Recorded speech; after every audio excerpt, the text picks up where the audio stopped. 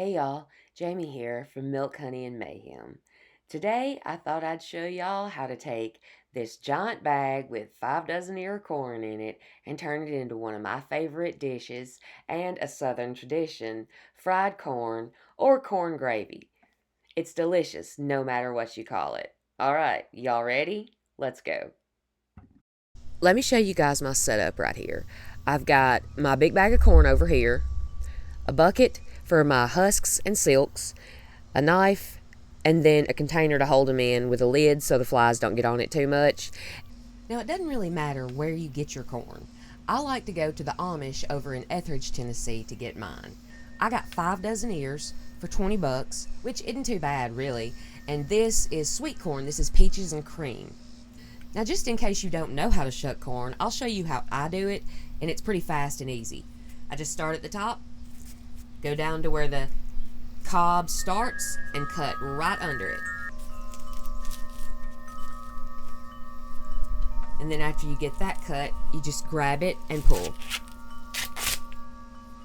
And that will expose this from the stalk. And then I go right underneath there and cut right along. Just like this across, and then pull, and most of it will come off pretty easy. Then you get your silks there and just pull down, and then from this point I just leave that little bit of silks. I've got a corn brush that I'm going to show y'all how to do that later, but at this point this one's done. We put it in our bucket and just keep going until we're done. Now, I'm not sure how many of you are aware, but Pulaski is part of Appalachia. It stretches down along the East Tennessee border and then down along the state line for Tennessee and Alabama all the way to Giles County. That's why we have all those beautiful mountain views that you guys get to see in the videos. Now, I thought that everybody had fried corn where they came from. It's not cream corn. It doesn't even taste similar. But it turns out that it's a uniquely Appalachian thing.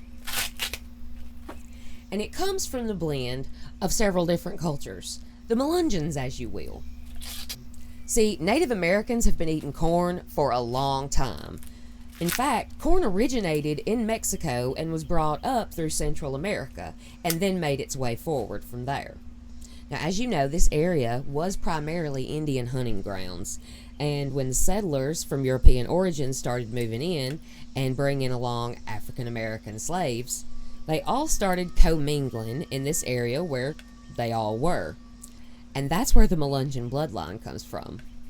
Now, I do have Melungeon roots. My mom, straight Irish, but my pops, people, that's where the mixture comes from. His paternal grandmother.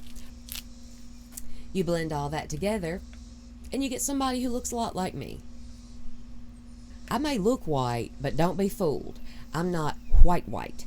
So when you get this sweet corn with a mixture of all those cultures, you can bet we're going to figure out how to cook it up right. Sweet corn is delicious, y'all, but the thing about it is it's sticky, very sticky. But just look at that. Look at that. And when you're doing this, I highly suggest doing it outside because it gets messy. And after we get all this corn shucked, then we're going to go wash it and then bring it back outside the knife and use it to cut the kernels off and then flip the knife over and milk the juice out. We'll get to that point. But for now, this right here is going to take a while, and I've got a podcast to watch. So, now when it comes to this corn silk brush, you just pretty much take it and rub. And just like that, your corn is desilked and ready to be washed and cut off. And once we get our corn all washed up, our knife and our pan, we bring that back outside. So let's get started, and I'll show you guys how to turn this into fried corn. Alright guys, now that we're back out here, we've got our freshly washed corn, our clean knife, and our bowl. You want to try to go right at the edge of where the niblet starts, not down into the core. You want to leave just a little bit. So we're going to go down and just cut it off into the bowl.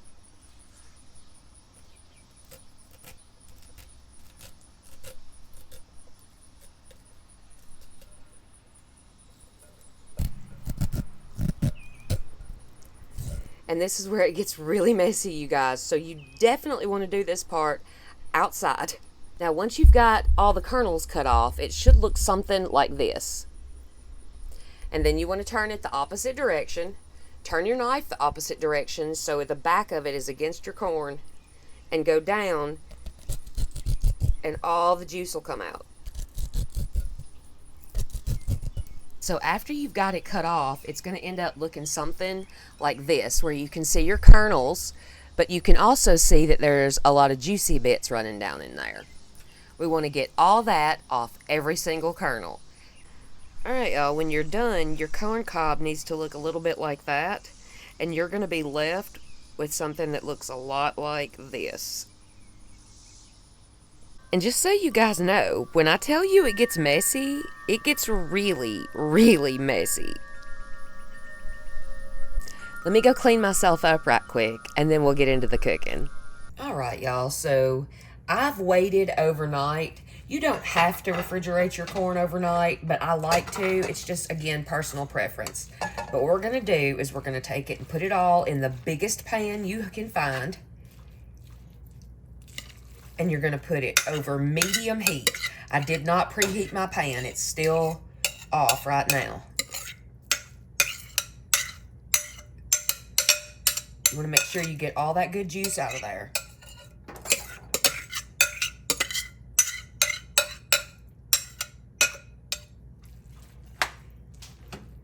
And then push that down in there.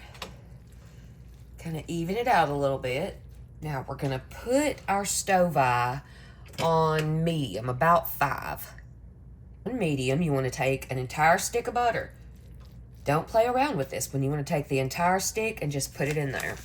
Originally, it called for bacon grease. I leave the bacon grease out just for health reasons.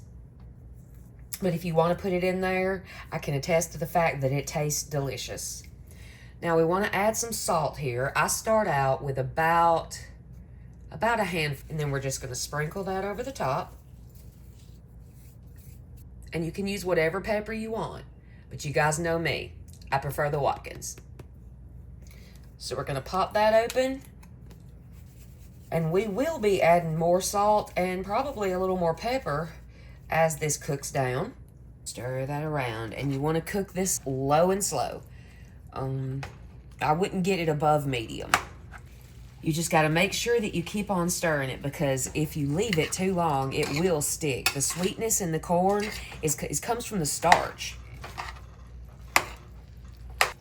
Now this has been cooking at about 15 minutes at this point. You want to add just about a 1/4 cup of water.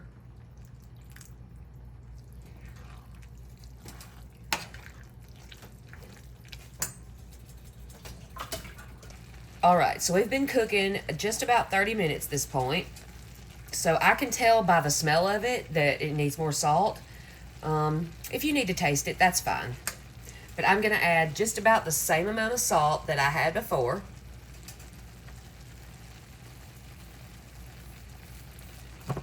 Go back in with some more black pepper.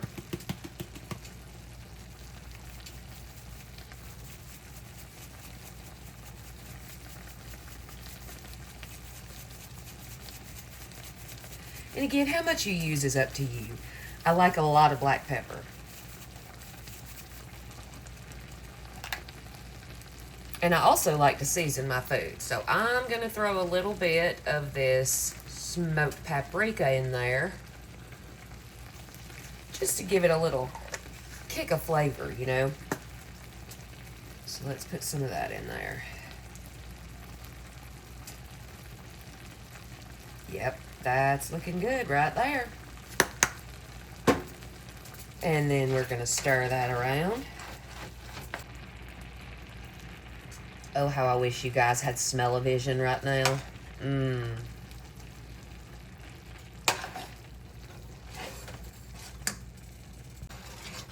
Now, the cooking process is going to be the same, no matter how much corn you cook. You could do this with 6 ears if you wanted to. Just take your butter down. So if you were going to do 6 ears of corn, you'd only use 1/4 of a stick of butter in here. And then, of course, season it to taste. Now this is 45 minutes later, and we are completely done. You'll see that we've reduced the corn about halfway in size from when we first got it in there.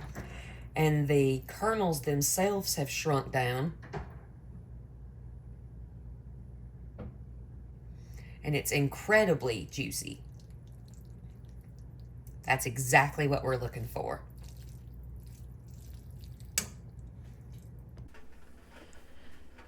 Now, no Southern supper is complete without one of these.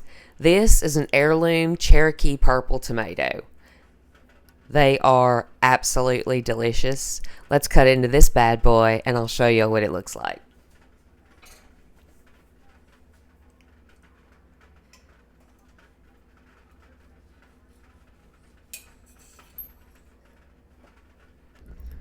I mean, just look at this, you guys.